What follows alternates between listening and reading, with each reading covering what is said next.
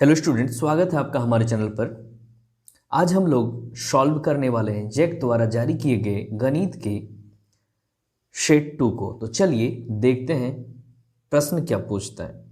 140 को अभाज्य गुणनखंडों के गुणनफल के रूप में लिखा जा सकता है। तो आपको बताना है कि 140 को अभाज्य गुणनखंड के रूप में कैसे लिखेंगे। तो इसके लिए आप लोगों को पहले ही बताया गया था कि अभाज्य गुणनखंडन किस प्रकार से करते हैं। तो क्या करना है, सबसे पहले 140 को लिख लेना है, फिर इसको 2 से भाग देते जाना है। तो सबसे पहले इसको 2 से जब भाग देंगे तो 70 आ जाता है, फिर 2 से भाग देंगे तो 35, फिर ये 3 से भाग जाएगा, फिर ये 5 से भाग जाएगा तो हो जाएगा 7। इस तरह से हम देख पा रहे हैं कि 140 बराबर 2 गुना 2 गुना 5 गुना 7 हो जा रहा है। 2 गुना 2 गुना 5 गुना 7। तो जहाँ पे 2 गुना 2 गुना 5 गुना 7 है वो मेरा आंसर हो जाएगा। तो चलिए देख लेते हैं कौन सा ऑप्शन इसका सही होगा। तो हम देख पा रहे हैं कि इसका ऑप्शन बी जो है करेक्ट हो जाएगा। तो ऑप्शन बी को हम टिक कर देंगे, ठीक है। तो अगला प्रश्न अब देख लेंगे हम लोग क्वेश्चन नंबर 2 को। किन्हीं दो धनात्मक पूर्णांकों ए और बी के लिए HCF इंटू एलसीएम बराबर क्या होता है। तो अगर कोई भी दो संख्या ए और बी है तो उसका एलसीएम और एचसीएफ का गुणनफल जितना होगा उन संख्याओं का गुणनफल भी उतना ही होता है। यानी कि हम लोगों को पता है HCF into LCM is equal to A into B होता है। तो यहाँ पे कौन सा ऑप्शन हो जाएगा, ऑप्शन सी यहाँ पे करेक्ट हो जाएगा। देख लेंगे थर्ड क्वेश्चन। 45 और 160 का HCF क्या है। 45 और 160 का HCF निकालना है। तो सबसे पहले जो बड़ा नंबर है 160 उसको हमें भाग देना है, किससे, 45 से। तो भाग इस प्रकार से देना है आपको। 45 से कितना बार जाएगा ये, तो ये 3 बार चला जाएगा। 135 माइनस करेंगे तो बच जाएगा 25, यहाँ पे बच जाएगा। अब 25 से भाग देना है 45 को, ये चीज़ यहाँ पे आ जाता है, ठीक है। 45 को भाग देना है तो 25 से 45 को एक बार भाग देंगे तो ये 25 माइनस हो जाएगा, फिर 20 बच जाएगा। अब ये 20 जो है से भाग देना है 25 को। जब 25 को भाग देंगे तो हमें कितना मिल जाएगा, 20 से भाग दे रहे हैं 25 को, तो एक बार जाएगा 20 माइनस हो जाएगा 5 आएगा। अभी 5 से भाग देना है इस 20 को, 20 अब यहाँ पे आ जाएगा। तो 5 से भाग देंगे कितना आएगा, 5 चौके 20, 20 कट जा रहा है। यानी कि 5 जो यहाँ पे जो लास्ट में जो भाजक है वही HCF कहलाता है। तो 5 आ रहा है। इस तरह से मेरा आंसर हो जाएगा, कौन सा आंसर हो जाएगा, तो कौन सा ऑप्शन में 5 है, ऑप्शन ए इसका करेक्ट आंसर हो जाएगा। अब देख लेंगे हम लोग क्वेश्चन नंबर 4 को। दो धनात्मक पूर्णांकों ए और बी दिए रहने पर यदि अद्वितीय पूर्ण संख्याएं Q और R विद्यमान है तो निम्न में से कौन सा कथन सत्य है। तो यहाँ पे आपको देखना है कि कौन सा कथन इसका सही होगा। अगर ए बी दो कोई पूर्णांक दिया हुआ है तो कौन सा कथन यहाँ पे सत्य हो जाएगा। तो हम लोगों ने देखा है कि जब किसी एक संख्या को, मान लीजिए कि ए को भाग देना है बी से, तो जब भाग देने के बाद यहाँ पे Q आता है और सब्ट्रैक्ट करने के बाद यहाँ पे जो बच जाता है और रिमाइंडर कहलाता है। और इस प्रकार से हम लोग क्या लिखते हैं, भाज्य बराबर भाजक गुना भागफल प्लस शेषफल। तो ए बराबर क्या हो जाएगा, भाज्य बराबर भाजक गुना भागफल प्लस शेषफल। तो ए बराबर बी क्यू प्लस आर। देख लेंगे हम लोग, ए बराबर बी क्यू प्लस आर जो है वो ऑप्शन बी में है। इस तरह से इसका सेकेंड ऑप्शन जो है करेक्ट हो जाएगा। अब हम लोग देखेंगे क्वेश्चन नंबर 5 को। तो चलिए देख लेते हैं क्वेश्चन नंबर 5। यदि बहुपद x² minus 9x plus a के शून्यकों का गुणनफल 8 है तब इसके शून्यक क्या हैं। तो यहाँ पे शून्यकों का गुणनफल 8 दिया हुआ है, शून्यकों का गुणनफल, ठीक है। तो शून्यकों का गुणनफल हम लोग कैसे निकालते हैं, शून्यकों का गुणनफल जो निकालने का तरीका है वो c/a होता है। क्या होता है, c/a। तो यहाँ पे हम लिख लेंगे c/a और c का वैल्यू यहाँ पे कितना है, तो a दिया हुआ है c का वैल्यू, और a का वैल्यू कितना है, तो 1, यानी c/a हो गया मेरा a/1 यानी कि a, और इसका वैल्यू कितना दिया हुआ है, तो 8 है, ठीक है। तो 8 जो है a का वैल्यू आ जाएगा। तो इक्वेशन मेरा चेंज हो जाएगा, क्या बन जाएगा, x² माइनस 9x प्लस 8। अब यहाँ से हमें इसके शून्यक क्या करना है, इसके शून्यक ज्ञात करने हैं। तो शून्यक तो ज्ञात कर ही सकते हैं, अब क्या करेंगे, इसका फैक्टराइजेशन करेंगे तो क्या हो जाएगा, x square minus 8x minus x plus 8। अब क्या करना है, तो एलसीएम यहाँ से कॉमन ले लेना है।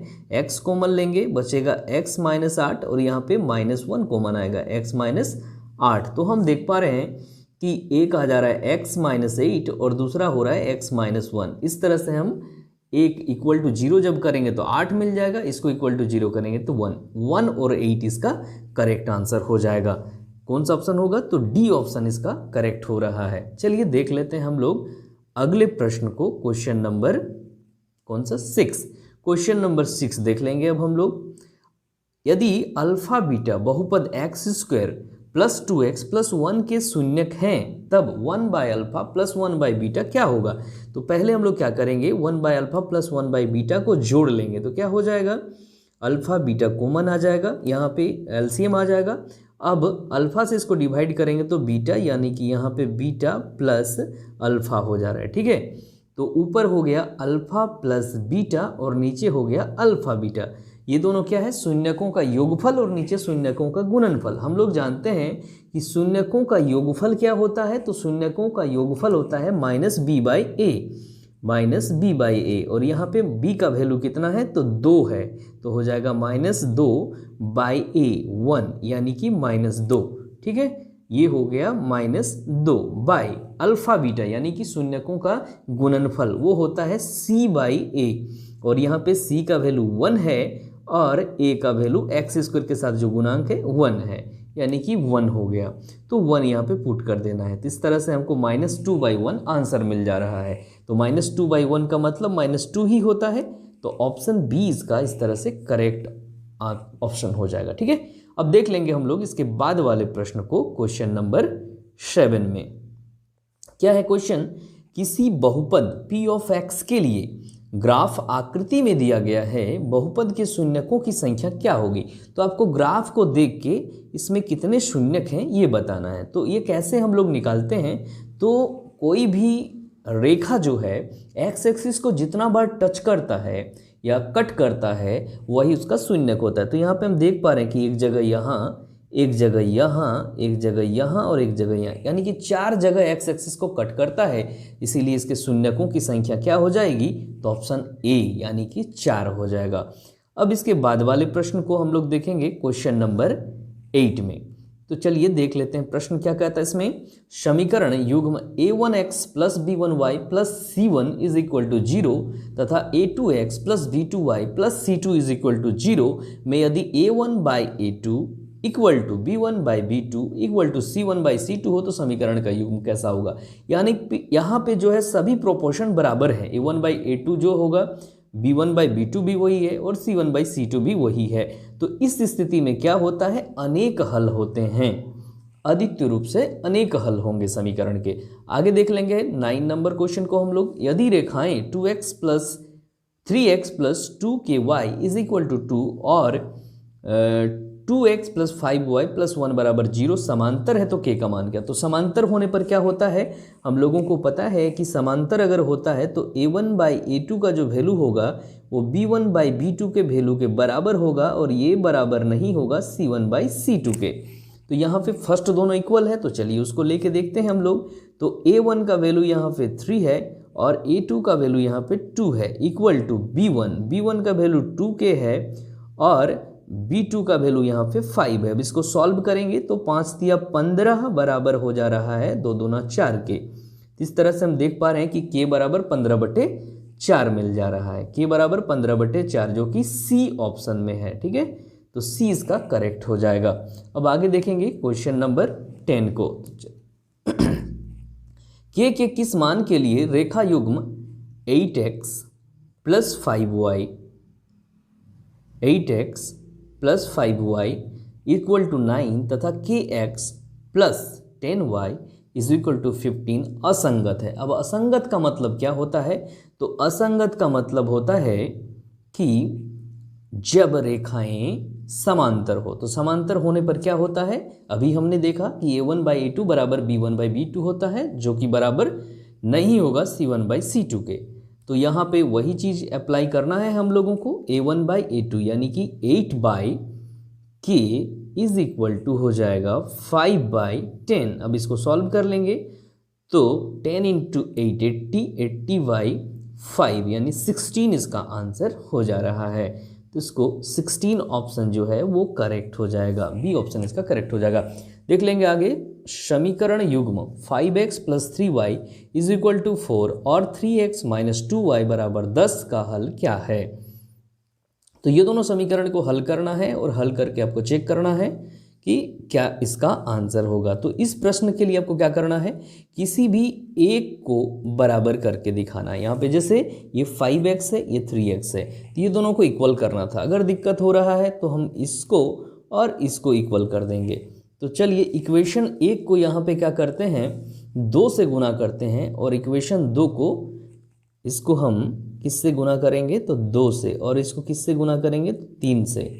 तो क्या हो जाएगा, तो जब 2 से गुना करेंगे तो हमको पहला इक्वेशन 10x + 6y बराबर मिल जाएगा 8, और दूसरा इक्वेशन क्या हो जाएगा, तो इसको 3 से मल्टीप्लाई कर रहे हैं तो 9x, ये हो जाएगा 9x - 6y is equal to 3 से कर रहे हैं तो 30। ठीक है, अब यहाँ पे देख रहे हैं कि जब दोनों को जोड़ देंगे तो 6y कैंसिल हो जाएगा, और 10 और 19 हो जाएगा 19x बराबर, ये दोनों को जोड़ेंगे तो 38, यानी कि x बराबर कितना हो गया 38/19 यानी कि 2। तो x का मान हमें 2 मिल गया। अब जब x का मान 2 हम रख देंगे समीकरण में तो y का मान भी मिल जाएगा, x का मान 2। तो यहाँ पे हम देख पा रहे हैं कि ऑप्शन में x का मान 2 एक ही जगह दिया है, इसीलिए और आगे सॉल्व करने का कोई ज़रूरत है ही नहीं। तो बी ऑप्शन इसका करेक्ट हो जाएगा। देखेंगे क्वेश्चन नंबर 12 को। क्वेश्चन नंबर 12 क्या है, तो यदि x = a, y = b, समीकरण x - y = 2 और x + y = 4 का हल है, तो a और b के मान क्या हैं। तो यहाँ पे क्या करना है, सबसे पहले ये दोनों समीकरण को हम हल कर लेंगे। तो दोनों को जोड़ दीजिए, y कैंसिल हो जाएगा जैसे जोड़ेंगे तो x और x 2x, तो 2x बराबर 2 और 4 6 हो जा रहा है, यानी कि x बराबर हमें कितना मिल गया 3। ठीक है, x का मान कितना मिल जाएगा 3। अब x का जो मान 3 आया, इसको हम किसी भी एक इक्वेशन में रख देते हैं। चलिए इसी में रखते हैं, तो 3 - y बराबर 2 हो गया, यानी कि 3 - 2 1 बराबर y। ठीक है, तो y का मान हो जाएगा 1, y का मान 1 और x का मान 3 आ गया। अब ये क्या बोल रहा है कि a और b के मान ज्ञात कीजिए। तो हमको क्या पता है, x का मान 3 है, और यहाँ x किसको कहा है a को, तो a का मान 3 हो जाएगा, यानी कि a के बराबर, और ये b के बराबर। तो a का मान 3 और b का मान 1, a का मान 3 और b का मान 1, यानी कि ऑप्शन सी इसका करेक्ट हो जाएगा, 3 और 1। चलिए देख लेते हैं अगले प्रश्न को। क्वेश्चन नंबर 13, रेखिक समीकरण युग्म 5x + 2y बराबर 16 एवं 7x - 4y बराबर 2 के हल क्रमशः हैं। कौन कौन से हल हैं, तो इसको सेम क्वेश्चन है, उसी प्रकार से आपको सॉल्व करना है। तो यहाँ पे हम लोग क्या करेंगे, तो फर्स्ट जो इक्वेशन है उसको 2 से मल्टीप्लाई कर देंगे। तो ये क्या हो जाएगा, 5 दूने 10x + 4y बराबर 32 हो जाएगा। ठीक है, अब इसको हम समीकरण 2 से जब जोड़ेंगे तो 4y कैंसिल हो जाएगा, और 7 और 10 17x बराबर हो जाएगा 32 और 2 34, यानी कि x का मान कितना हो गया 34/17, यानी कि 2। यहाँ पे हमको x का मान मिल चुका है 2।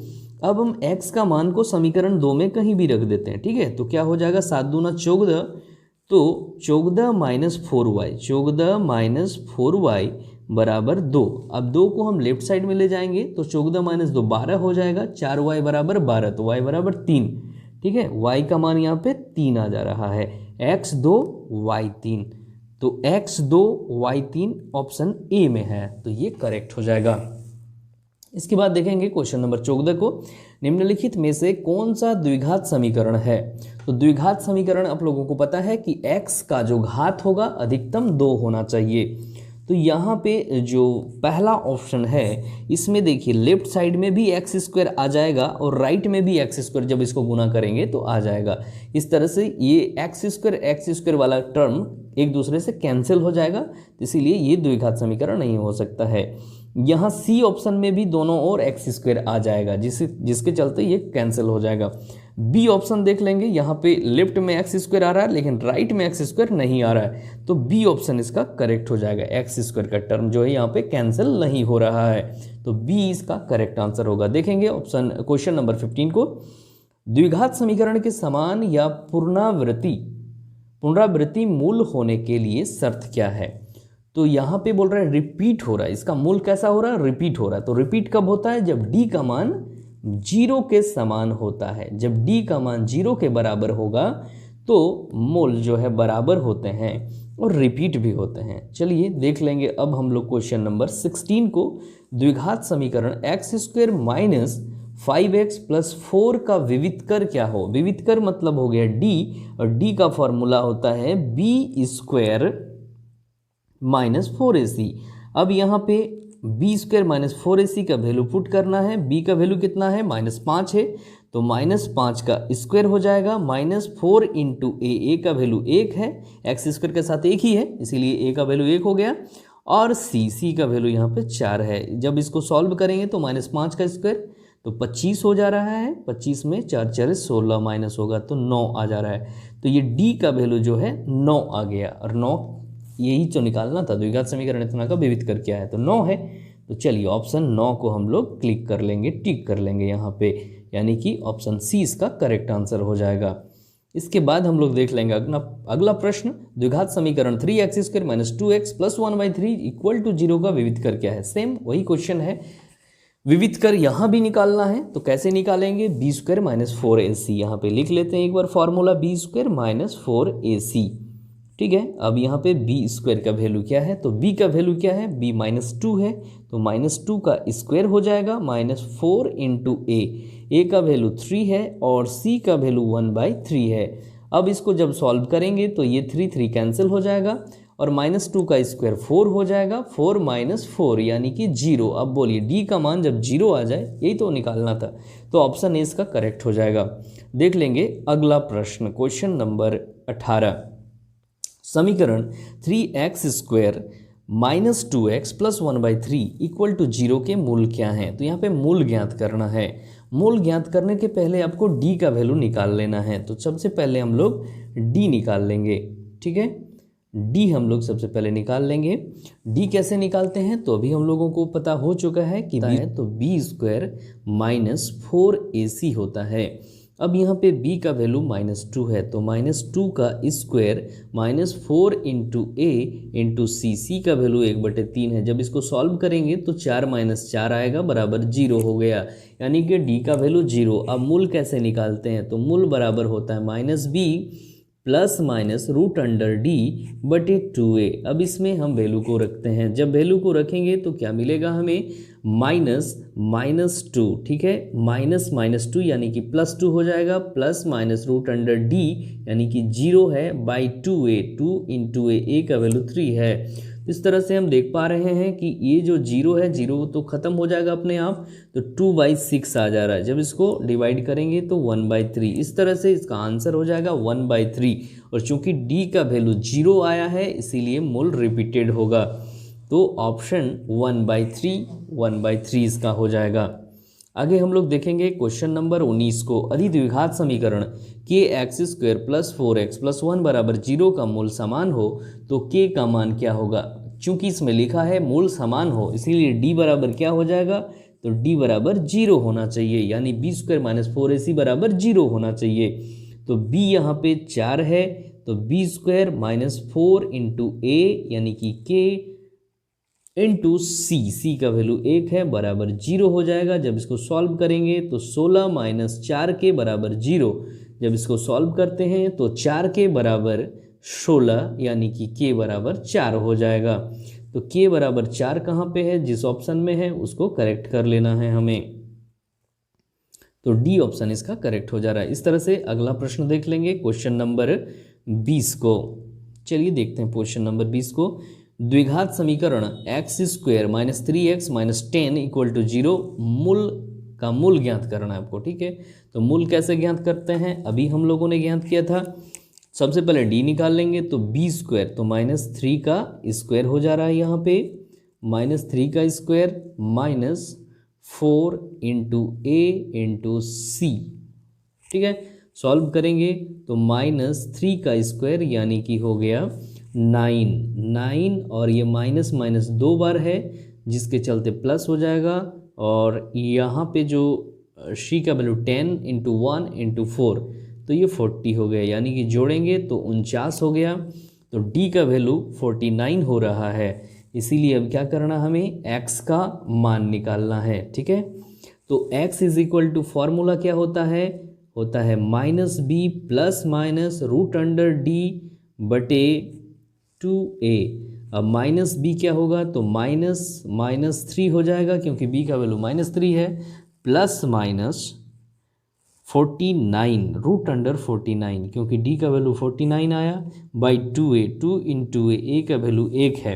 अब रूट अंडर 49 का वैल्यू 7 होता है, और यहाँ पे माइनस और माइनस 2 बार है जिसके चलते क्या हो जाएगा प्लस, तो 3 प्लस माइनस 7 बटे 2, यानी कि एक बार जोड़ेंगे तो 7 3 10 बटा 2 यानी कि 5, एक बार घटाएंगे 3 माइनस 7 माइनस 4 बटा 2 यानी -2। तो 5 और -2 इसका करेक्ट हो रहा है, 5 माइनस 2, तो 5 माइनस 2 ये ए ऑप्शन में है, तो ये करेक्ट हो जाएगा। आगे क्वेश्चन नंबर 21 देख लेंगे, ये एपी से है। एपी 3 1 -1 -3 ...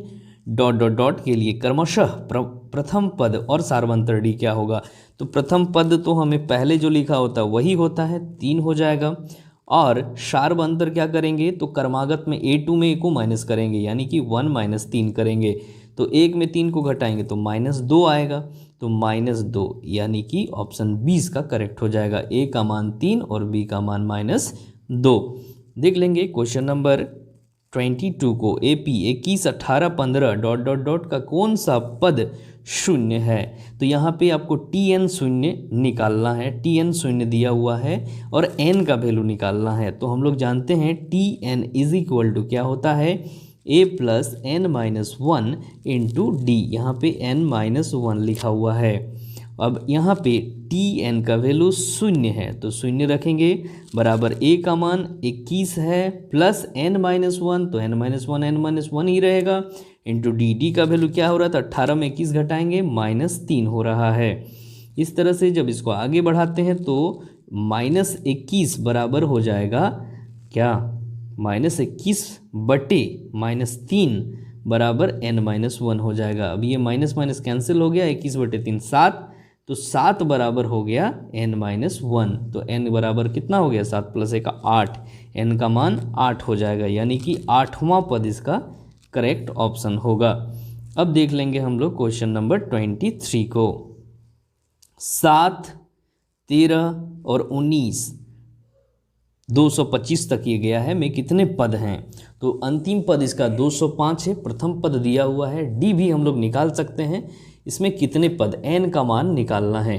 तो इस प्रश्न में हमें क्या करना है, वैसा ही करना है कि TN इज इक्वल टू 205 बराबर a प्लस n-1, n का मान है नहीं, इंटू डी कितना होगा, तो a2 - a1 कर लेंगे, तो 13 - 7 यहाँ पे कर लेना है, 13 - 7 कितना हो जाएगा, 6 हो जाएगा, तो 6 से इसको गुना कर देंगे।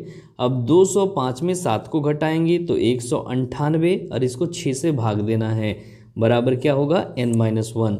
अब 198 से 198 को जब 6 से भाग देंगे तो क्या हो जाएगा, देखते हैं, 6 से भाग देते हैं, 6 × 18 और 6 × 18 यानी 33, तो n-1 बराबर 33, इसीलिए n बराबर 34 हो जाएगा, n का मान 34 हो जाएगा। 34 कहाँ पे है, तो बी ऑप्शन में है, बी इसका करेक्ट हो जाएगा आंसर। अब हम लोग देख लेंगे 24 नंबर क्वेश्चन, 6 से विभाज्य प्रथम 40 धन पूर्णांकों का योग क्या होगा। प्रथम 40 धन पूर्णांक को 6 से जो विभाज्य है उसको बताना है, ठीक है। तो चलिए देखते हैं पहले क्वेश्चन, कौन कौन सा नंबर इसमें आता है 6 से विभाज्य होने वाली 40 धन पूर्णांक। तो सबसे पहले हम लोग 6 को लिखेंगे, फिर 12 को लिखेंगे, फिर 18, इस तरह से ये आगे बढ़ता जाएगा और लास्ट में 40वां पद तक ये जाएगा। 40 धन प्रथम 40, ठीक है, तो 40वां पद तक जाएगा जो भी है, तो n का वैल्यू 40 है। का योग क्या है, चलिए करके देख लेते हैं इसको। तो यहाँ पे हमें एशन का फॉर्मूला होता है, एशन का फॉर्मूला यहाँ पे लगा लेंगे। Sn इज इक्वल टू क्या होगा, n/2 2a plus n-1 into D. तो यहाँ पे क्या क्या चीज़ हमें दिया हुआ है, n जो कि दिया हुआ है 40 धन पूर्णांकों का कहा गया है ना, तो n का वैल्यू 40 हो जाएगा। a का वैल्यू यहाँ पे हो जाएगा कितना, 6 से विभाजित, तो 6 से स्टार्ट है, a का वैल्यू 6 हो जाएगा, n का वैल्यू फिर से 40 और d का वैल्यू हो जाएगा 12 - 6 6 हो जाएगा। तो चलिए इसको रख के देखते हैं क्या होता है। तो इसको हम सॉल्व करते हैं इस तरह से। n का वैल्यू कितना हो गया 40, 40/2 डायरेक्ट हम लिख लेंगे, 40/2 20 हो जाएगा। फिर 2a, a का वैल्यू 6 है तो 6 दूना 12 हो गया, प्लस n-1, तो n-1 यानी कि 40 - 1 39 गुना 39 गुना क्या हो जाएगा d 12 - 6 ये होगा।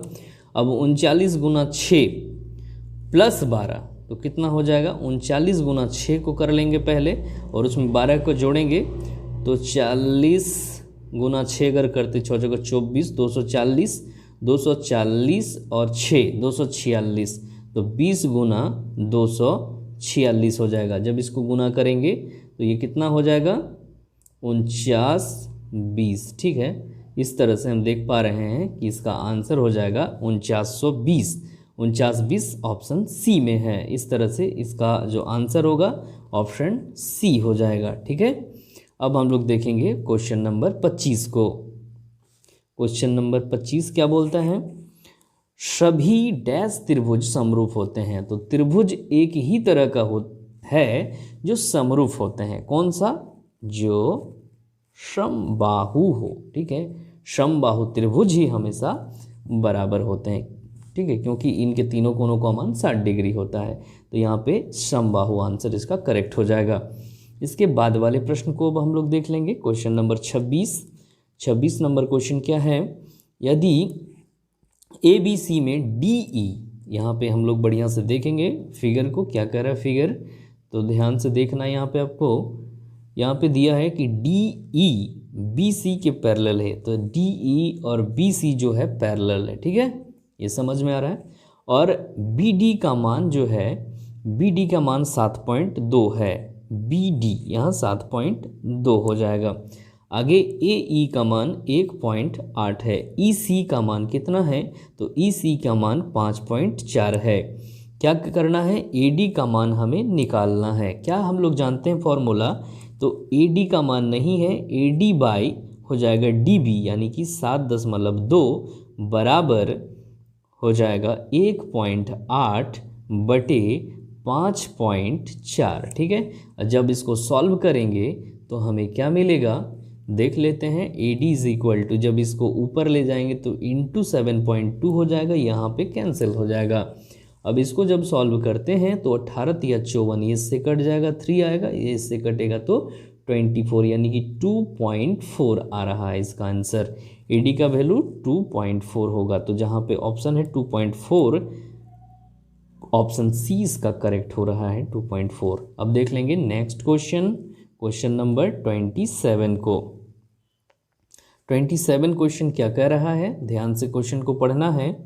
यदि एक त्रिभुज के दो कोण एक अन्य त्रिभुज के दो कोणों के क्रमशः बराबर हो, ठीक है, एक त्रिभुज है और यहाँ एक त्रिभुज है, इसके दो कोण से बराबर हैं, तो दोनों त्रिभुज समरूप होते हैं। समरूपता की इस कसौटी को क्या नाम दिया गया है, तो ये एंगल समरूपता कहते हैं, क्योंकि दो एंगल यहाँ पे मैच कर रहे हैं, इसीलिए एंगल समरूपता, ऑप्शन सी इसका करेक्ट हो जाएगा। इसके बाद वाले प्रश्न को देख लेंगे। क्वेश्चन नंबर 28, निम्नलिखित में से कौन त्रिभुजों की सर्वांग समता की कसौटी नहीं है। सर्वांग समता की कसौटी तो SSS है, AAA जो है ये नहीं है, AAA जो है सर्वांग समता की नहीं है, समरूपता की कसौटी है, ठीक है। तो यहाँ पे इसका आंसर हो जाएगा ऑप्शन नंबर बी। ये जो है समरूपता की कसौटी है, सर्वांग समता की नहीं है। दो समरूप त्रिभुजों के क्षेत्रफलों का अनुपात बराबर हो तो ये त्रिभुज निश्चित रूप से क्या होंगे। तो अगर कोई भी दो त्रिभुज के क्षेत्रफल का अनुपात बराबर होगा, ठीक है, क्षेत्रफल का अनुपात तभी बराबर हो सकता है जब ये क्या होना चाहिए, तो सर्वांग सम होना चाहिए। ठीक है, ऑप्शन सी इसका आंसर हो जाएगा। चलिए अब देख लेते हैं क्वेश्चन नंबर 30 को। प्रश्न संख्या 30 क्या कहता है, त्रिभुज ABC एक समद्विबाहु त्रिभुज है जिसका कोण सी समकोण है। एक समद्विबाहु त्रिभुज, तो यहाँ पे एक समद्विबाहु त्रिभुज बना लेते हैं जिसका कोण सी समकोण है। इस तरह से एक त्रिभुज बनाएंगे तो AB और ये C हो गया जो 90 डिग्री है। और यहाँ पे समद्विबाहु यानी कि दो भुजा बराबर है, AC और BC जो है बराबर है। निम्नलिखित में से कौन सा कथन सत्य है, तो यहाँ पे देख लेना है कि कौन सा कथन सत्य है। तो यहाँ हम देख पा रहे हैं कि पाइथागोरस प्रमेय से क्या होता है कि कर्ण का स्क्वायर यानी कि AB स्क्वायर बराबर AC square plus BC square होगा। ठीक है, अब चूंकि यहाँ पे जो दिया हुआ है कि BC और AC दोनों बराबर है, ठीक है, BC और AC बराबर है, इसीलिए AB स्क्वायर बराबर AC स्क्वायर को तो AC स्क्वायर रहने देते हैं और यहाँ जो BC स्क्वायर है उसके बदले भी AC लिख देते हैं क्योंकि BC बराबर AC, क्योंकि समद्विबाहु त्रिभुज है। तो ये हो जाएगा 2AC स्क्वायर यानी कि AB स्क्वायर बराबर 2AC स्क्वायर, जो कि ऑप्शन डी में दिख पा रहा है। ठीक है, AB स्क्वायर बराबर 2AC स्क्वायर, AB स्क्वायर बराबर 2AC स्क्वायर, तो ऑप्शन डी इसका करेक्ट हो जाएगा। अगला प्रश्न हम लोग देख लेंगे 31। त्रिभुज ABC में AB का मान 7 है, AC का मान 25 है और BC का मान 24 है। तो B के बारे में आप क्या कर सकते हैं या B का मान क्या होगा, तो यहाँ पे AB 7 ले लेते हैं, AC को 25 ले लेते हैं और BC को 24 ले लेते हैं। ठीक है, तो चलिए इसको लिखते हैं ABC। यहाँ पे AB का मान 7 है, AC का मान 25 है और BC का मान 24 है। ठीक है, अब इसको जब सॉल्व करेंगे तो हम जब इसका स्क्वायर निकालते हैं तो ये 49 हो जाएगा, जब इसका स्क्वायर निकालते हैं तो 576 होगा और जब इसका स्क्वायर तो 625 होगा। अब आप देखिए 49 को और 576 को जोड़िए तो 625 आ जा रहा है, तो 625 बराबर 625 यानी कि ये पाइथागोरस प्रमेय को संतुष्ट करता है, यानी कि कोई एक एंगल यानी कि एंगल बी जो है वो 90 डिग्री हो जाएगा। ठीक है, तो यहाँ पे 90 डिग्री आंसर इसका होगा। किसी वृत्त की स्पर्श रेखा उसे कितने बिंदुओं पर प्रतिच्छेद करती है, एक वृत्त की किसी वृत्त की स्पर्श रेखा उसे कितने बिंदुओं पर, तो स्पर्श रेखा ये जो है एक ही बिंदु पर न टच करेगा, एक बिंदु, एक आंसर हो जाएगा इसका। आगे देखेंगे हम लोग क्वेश्चन नंबर 33 को। एक बिंदु P से वृत्त की स्पर्श रेखा की लंबाई, अब ध्यान से इसको देखना है क्वेश्चन को, क्वेश्चन ये बड़ा है, थोड़ा सा ध्यान से देखेंगे क्वेश्चन। एक बिंदु P से वृत्त की स्पर्श रेखा की लंबाई, यहाँ पे एक बिंदु हम P लेते हैं और यहाँ एक वृत्त है, यहाँ से स्पर्श रेखा की जो लंबाई है वो 15 सेंटीमीटर है।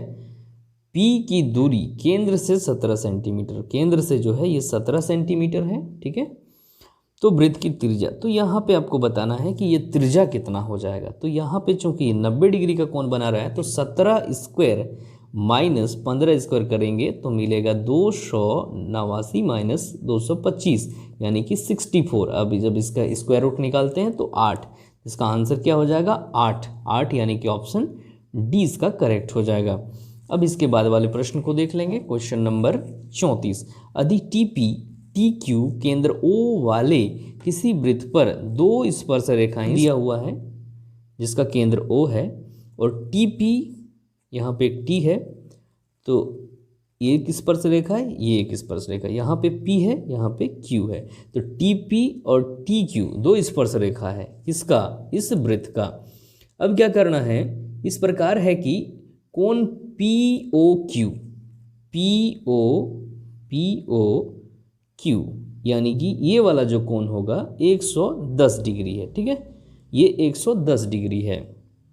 तो पी टी क्यू का मान क्या हो जाएगा? तो ये दोनों कोण एक दूसरे को जोड़ने पर 180 डिग्री होता है, ठीक है। तो 180 डिग्री में ये कोण दिया 110, तो ये 70 हो जाएगा, ठीक है, 70 हो जाएगा, इसको 70 कर ले देना, ठीक है, यानी कि ऑप्शन 20 का करेक्ट हो जाएगा। अब इसके बाद वाले प्रश्न को 35 नंबर क्वेश्चन देख लेंगे हम लोग। किसी वृत्त की स्पर्श रेखा वह रेखा जो वृत्त को केवल डैश बिंदु पर स्पर्श करती है। किसी वृत्त की स्पर्श रेखा वह रेखा है जो वृत्त को केवल कितने बिंदु पर, स्पर्श रेखा तो एक ही बिंदु पर टच करती है ना। 120 डिग्री केंद्रीय कोण और 7 सेंटीमीटर त्रिज्या वाले त्रिज्यखंड का क्षेत्रफल क्या हो? यहाँ पे आर का वैल्यू और थीटा का वैल्यू दिया है, तो त्रिज्यखंड का, तो हम लोग जानते हैं त्रिज्यखंड का क्षेत्रफल pi r square into theta by 360 होता है। अब इसमें पाई का वैल्यू 22/7 रख देंगे और आर का मान यहाँ पे 7 दिया है, तो 7 इंटू 7 हो जाएगा, और थीटा का मान 120 डिग्री है बटे 360। जब इसको इससे भाग देंगे तो 3 आएगा। अब यहाँ पे हम देखते हैं 7 7 से कट जाएगा, तो 22 गुना 7, 7 दूना 14, 1 7 दूना 14, 15 500, 154/3 इसका आंसर होगा, 154/3। चलिए देखते हैं कौन सा ऑप्शन है। 154/3 जो है वो बी ऑप्शन में है, ठीक है, तो बी ऑप्शन हो जाएगा। आगे इसको एक वृत्त के चतुर्थांश का क्षेत्रफल क्या होगा जिसकी परिधि 22 सेंटीमीटर है? तो परिधि 22 सेंटीमीटर यानी कि 2 पाई आर, यानी कि 2 गुना 22/7 गुना आर बराबर 22 है। जब इसको सॉल्व करेंगे तो आर का मान मिल जाएगा, तो 22 से कैंसिल हो गया, आर बराबर हो गया 7/2, ठीक है, आर का मान मिल चुका है। अब यहाँ पे कहा गया है कि वृत्त के चतुर्थांश का क्षेत्रफल क्या होता है? तो पाई आर स्क्वायर इंटू 1/4, तो 1/4 इंटू पाई का वैल्यू क्या है? तो 22/7 है, इंटू आर स्क्वायर, तो क्या होगा 7/2 गुना 7/2। चलिए इसको सॉल्व करते हैं, तो 7 7 से कैंसिल हो गया, उसके बाद ये 4 इससे कटेगा, तो 11 यहाँ पे 2, 11 गुना 7 यानी 77/2 गुना 2 गुना 2 8, तो 77 को जब 8 से भाग देंगे तो कितना आएगा? तो इसको करके देखना पड़ेगा, 77 को 8 से भाग देने पर कितना होता है? 8 से भाग देंगे, 8 नाम 72, 72 जब माइनस होगा तो 5 बचेगा, फिर पॉइंट लेंगे तो 50, 6 आ जा रहा है, 9.6 के आसपास है। तो जो भी ऑप्शन 9.6 के आसपास है उसको आप करेक्ट कर सकते हैं, यानी कि ऑप्शन ए यहाँ पे करेक्ट हो जाएगा, ठीक है। आगे अर्धवृत्त पर बना कोण क्या होता है? तो 90 डिग्री होता है, समकोण होता है, यहाँ पे सी ऑप्शन हो जाएगा। यदि 7 सेंटीमीटर त्रिज्या वाले एक वृत्त के लघु वृत्त का क्षेत्रफल 12 सेंटीमीटर स्क्वायर है तो दीर्घ वृत्त खंड का क्षेत्रफल क्या होगा? बहुत ईजी, देखिए 7 सेंटीमीटर त्रिज्या वाले एक वृत्त के लघु वृत्त खंड का क्षेत्रफल दिया है, तो दीर्घ वृत्त खंड क्या होगा? तो सबसे पहले वृत्त निकाल लेंगे और वृत्त का क्षेत्रफल में लघु वृत्त खंड को माइनस कर देंगे, ठीक है। तो पाई आर स्क्वायर निकाल लेते हैं, 22/7 गुना पाई आर स्क्वायर करना है ना, तो 7 इंटू 7, अब 7 7 से कैंसिल हो गया, तो 22 गुना 7 यानी कि 7 दूना 14 के 4, 7 दूना 14 15 5, 154 जो है वृत्त का क्षेत्रफल है। अब इसमें लघु वृत्तखंड का क्षेत्रफल 12 हो गया, इसको माइनस कर दीजिए, तो 12 जैसे ही माइनस करेंगे तो कितना आएगा? 2 और 5 में 1 गया तो 4 1 142, तो 142 ऑप्शन बी में है, तो बी इसका करेक्ट आंसर हो जाएगा। अब लास्ट क्वेश्चन बचा हुआ है, इसको भी हम लोग सॉल्व कर लेंगे। क्वेश्चन नंबर 40 देखते हैं प्रश्न क्या कहता है। 21 सेंटीमीटर त्रिज्या वाले एक वृत्त के चाप की लंबाई क्या होगी जो केंद्र पर 60 डिग्री का कोण आंतरित करता है? ठीक है, तो त्रिज्या यहाँ पे 21 सेंटीमीटर दिया हुआ है, चाप की लंबाई ज्ञात करना है। तो चाप की लंबाई हम लोग कैसे ज्ञात करते हैं? फॉर्मूला आपको याद होगा, 2 pi r into theta by 360 degree, इस फॉर्मूला में रख देंगे। तो 2 पाई आर, 2 का वैल्यू 2 ही रहेगा, पाई का वैल्यू 22/7 रखेंगे, आर का वैल्यू यहाँ 21 दिया हुआ है और थीटा का वैल्यू 60 डिग्री है, 60/360। जब इसको भाग देंगे 6 आएगा नीचे। अब 6 से जब 3 से भाग देंगे तो 2 होगा, ये 7 हो जाएगा। अब ये 7 और ये 7 कैंसिल हो जाएगा, ये 2 इससे कैंसिल हो जाएगा। तो हम देख पा रहे हैं कि यहाँ पे बच गया ऊपर में सिर्फ 22 और कुछ भी कहीं नहीं बच रहा है, तो ऑप्शन सी इसका करेक्ट आंसर हो जाएगा। इस प्रकार से हमने सारे क्वेश्चन को सॉल्व कर लिया है ये बहुत ही इम्पॉर्टेंट है आपके एग्ज़ाम के दृष्टिकोण से, इसीलिए जितने भी सेट हैं सभी को आप लोग 1 बार 2 बार 4 बार जितना बार हो सके बना लीजिए सभी सब्जेक्ट के। और ये चैप्टर सेट 1 को अगर आप लोगों को देखना है तो इसका लिंक आपको डिस्क्रिप्शन बॉक्स में मिल जाएगा।